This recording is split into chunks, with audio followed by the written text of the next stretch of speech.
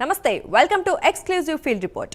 ఇక ముగిసిన కేసీఆర్ కాళేశ్వరం కమిషన్ విచారణ. కృష్ణా జిల్లా గన్నవరంలో విద్యార్థులకు అండగా నిలిచిన ప్రైమ్ 9 ఛానల్ రిసార్ట్లో మంగ్లీ పుట్టినరోజు వేడుకలపై కేసు నమోదు. కడప ఎంపీ అవినాష్ రెడ్డి పిఏ రాఘవారెడ్డి కోసం పోలీసుల గాలింపు. ఈ అంశాలపై హైదరాబాద్ నుంచి అజీం, ప్రవీణ్, విజయవాడ నుంచి రాజ్ కుమార్, కడప నుంచి సుధీర్ ఫీల్డ్ రిపోర్ట్ అందిస్తారు.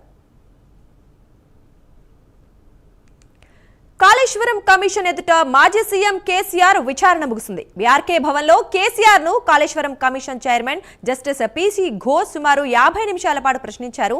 115వ సాక్షిగా కేసీఆర్ ను కాళేశ్వరం కమిషన్ విచారించింది. కేసీఆర్ ను జస్టిస్ పీసీ ఘోష్ 1-to-1 విచారణ జరిపారు. విచారణ సందర్భంగా కేసీఆర్ ను కాళేశ్వరం కమిషన్ 18 ప్రశ్నలు అడిగింది. ఆనకట్టల నిర్మాణానికి ఎవరు నిర్ణయం తీసుకున్నారని ప్రశ్నించింది. కాళేశ్వరం ప్రాజెక్టుకు సంబంధించిన అంశాలపై కేసీఆర్ నివేదిక ఇచ్చారు.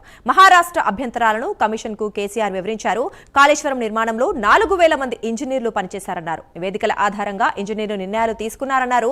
కాళేశ్వరం ప్రాజెక్టుపై అన్ని సర్వేలు చేశామని కమిషన్ కు కేసీఆర్ తెలిపారు. ఇక ఈ అంశానికి సంబంధించి వివరాలు మా కరెస్పాండెంట్ అజీం అందిస్తారు. అజీం, చెప్పండి.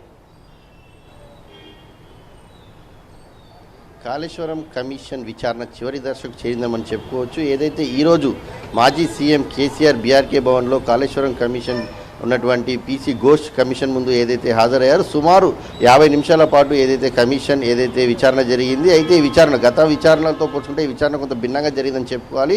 బహిరంగ విచారణ జరగాల్సి ఉంది. కానీ ఏదైతే కేసీఆర్ తన ఆరోగ్య పరిస్థితి బాగాలేదు, కొంత జ్వరం అలాగే ఏదైతే సర్ది ఉందని చెప్పడంతో ఏదైతే ఘోష్ విచారణను ఏదైతే 1-to-1గానే నిర్వహించారు. రూమ్లో ఉన్న వారందరినీ కూడా ఏదైతే పంపించేసి కేవలం కేసీఆర్ అలాగే ఏదైతే ఘోష్ అలాగే ఘోష్ సెక్రటరీ ఉన్నటువంటి మురళీధర్రావు అలాగే మరికొంతమంది టెక్నికల్ సంబంధించిన టీం మాత్రమే ఏదైతే ఈ కమిషన్ విచారణలో కూర్చున్నారు. అయితే సుమారు 18 ప్రశ్నలు ఏదైతే ఘోష్ కమిషన్ కేసీఆర్ పై వేయడం కూడా జరిగింది. దీనికి కేసీఆర్ కూడా చాలా నెమ్మదిగా సమాధానం చెప్పుకుంటూ వచ్చారు. ఎందుకంటే కేసీఆర్ ఆరోగ్య పరిస్థితి బాగాలేదు, సో నిదానంగానే సమాధానాలు చెప్పుకుంటూ వచ్చారు. సో 115వ మెంబర్గా కేసీఆర్ ఈ విచారణకు కూడా హాజరయ్యారు మనం చెప్పుకోవచ్చు. సో ఇప్పటికే 114 మెంబర్స్ని ఘోష్ కమిషన్ ఇప్పటికే విచారణ చేసింది. ఇందులో ఈఎన్సీ అధికారులు ఉన్నారు, అలాగే ఫైనాన్స్ సంబంధించిన అధికారులు ఉన్నారు, project barrage Annaram, Medigadda, Sundilla project బ్యారేజ్ల నిర్మాణ సంస్థలకు సంబంధించిన వారు ఉన్నారు. అలాగే పొలిటికల్ లీడర్స్గా ఏదైతే అప్పుడు ఆర్థిక శాఖ మంత్రిగా ఉన్నటువంటి ఈటెల రాజేందర్, అలాగే ఏదైతే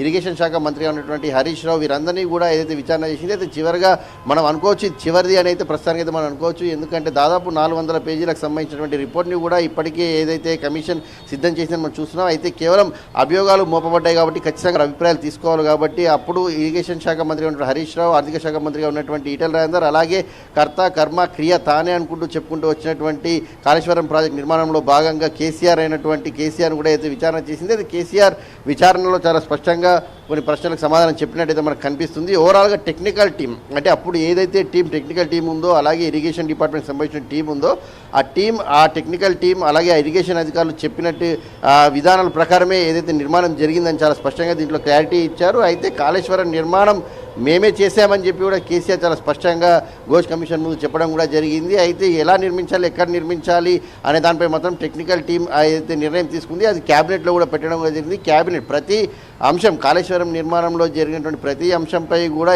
క్యాబినెట్ ఆమోదం ఉంది, క్యాబినెట్లో పెట్టి చర్చించిన తర్వాతే నిర్ణయం తీసుకున్నామని చెప్పి కూడా కేసీఆర్ ఘోష్ కమిషన్ చాలా స్పష్టంగా చెప్పారు. ఇక కమిషన్ ముందు ఇచ్చిన స్టేట్మెంట్ పేపర్లపై కూడా కేసీఆర్ సంతకం చేశారు. సంతకం చేసిన వెంటనే the life line of Kaleshwaram project అనే పేరుతో ఒక రిపోర్టు కేసీఆర్ తీసుకొచ్చారో ఆ రిపోర్ట్ని కూడా జస్టిస్ ఘోష్ కమిషన్కు ఇవ్వడం కూడా జరిగింది. సో ఓవరాల్గా కమిషన్ అడిగినటువంటి ప్రశ్నలు మనం చూసుకున్నట్టయితే రీడిజైనింగ్కి సంబంధించి కావచ్చు, అలాగే బ్యారేజ్ల నిర్మాణానికి సంబంధించి కావచ్చు, అసలు ఆ ప్లేస్లలో అంటే అన్నారం, మేడిగడ్డ, అలాగే సుందిల్లా బ్యారేజ్ల నిర్మాణం ఇక్కడే చేయాలని చెప్పి మీకు చెప్పింది ఎవరు అని చెప్పి కేసీఆర్కి ఘోష్ కమిషన్ ప్రశ్నల వర్షం కురిపించింది. ఈ సందర్భంలో అప్పుడున్నటువంటి టెక్నికల్ టీం ఎవరైతే ఉన్నారో ఆ టెక్నికల్ టీం ఓవరాల్గా అక్కడ సర్వే చేసి అక్కడ ఉన్నటువంటి అన్ని పరిశోధనలు చేసిన తర్వాతనే చెప్పిన అనంతరమే ఆ నిర్మాణాలు చేపట్టాల్సి వచ్చింది. అక్కడ చేపట్టామని చెప్పి కూడా చాలా స్పష్టంగా చెప్పారు. అయితే ఆ కాళేశ్వరం కమిషన్కి నిధులు ఎలా సేకరించారు అని చెప్తే కూడా ఒక కార్పొరేషన్ని కూడా క్రియేట్ చేశాం, సో కార్పొరేషన్ ద్వారా నిధుల సేకరణ చేశామని చెప్పి కూడా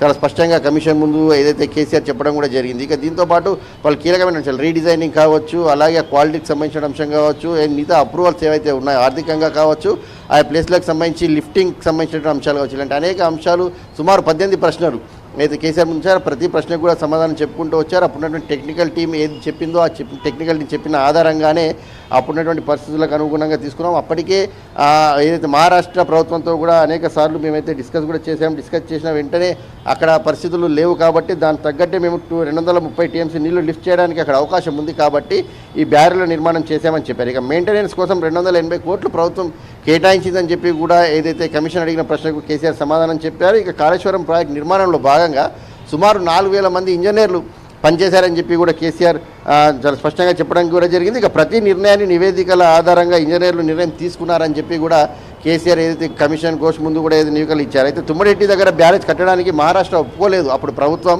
సో అప్పుడు కాంగ్రెస్ ప్రభుత్వమే అక్కడ ఉంది, అప్పుడు ఒప్పుకోలేదని చెప్పే విషయాన్ని కూడా చాలా స్పష్టంగా చెప్పారు. ఇక బ్యారేజ్ లొకేషన్ మార్పుల నిర్ణయం ఎవరు తీసుకున్నారని అడిగిన ప్రశ్నకు కూడా కేసీఆర్ సమాధానం చెప్తూ టెక్నికల్ నివేదికలు అలాగే వ్యాప్కోస్ సంస్థ నివేదిక ఆధారంగానే లొకేషన్స్ మార్పులు చేశామని చెప్పి కూడా ఏదైతే తుమ్మిడెట్టికి సంబంధించినటువంటి ప్రాజెక్ట్ విషయంలో అటు మేడారం, అన్నారం, అలాగే మేడిగడ్డ, అన్నారం, సుందిల్ల ప్రాజెక్టులకు సంబంధించిన లొకేషన్స్ మార్పులు కూడా అప్పుడు వ్యాప్కో సంస్థ కావచ్చు టెక్నికల్ నివేదికలు ఏవైతే ఉన్నాయో ఆ అంశాలుగానే ఏదైతే మార్చడం కూడా జరిగిందని చెప్పి కూడా చాలా స్పష్టంగా క్లియర్ చేశారు. అయితే కాళేశ్వరం ప్రాజెక్ట్ నిర్ణయం మాత్రం తమదే అని చెప్పి చాలా స్పష్టంగా చెప్పుకుంటూ వచ్చారు. సో ఓవరాల్గా మనం చూసుకున్నట్టయితే జస్టిస్ ఘోష్ కమిషన్ ఏదైతే 3 ఏళ్ల కాళేశ్వరం ప్రాజెక్ట్ నిర్మించిన 3 ఏళ్ల తర్వాతనే ఆ బ్యారేజ్ల కుంగిపాటు ఏదైతే ఉందో దానిపై ఏదైతే కాంగ్రెస్ ప్రభుత్వం వచ్చిన వెంటనే ఒక కమిషన్ ఏర్పాటు చేసింది. కమిషన్ ఇప్పటికే సుమారు 115వ మెంబర్గా కేసీఆర్ని విచారణ చేసింది. అందరి దగ్గర అఫిడేవిట్స్ తీసుకుంది, వాళ్ళు క్రాస్ ఎగ్జామినేషన్ కూడా చేయడం కూడా జరిగింది.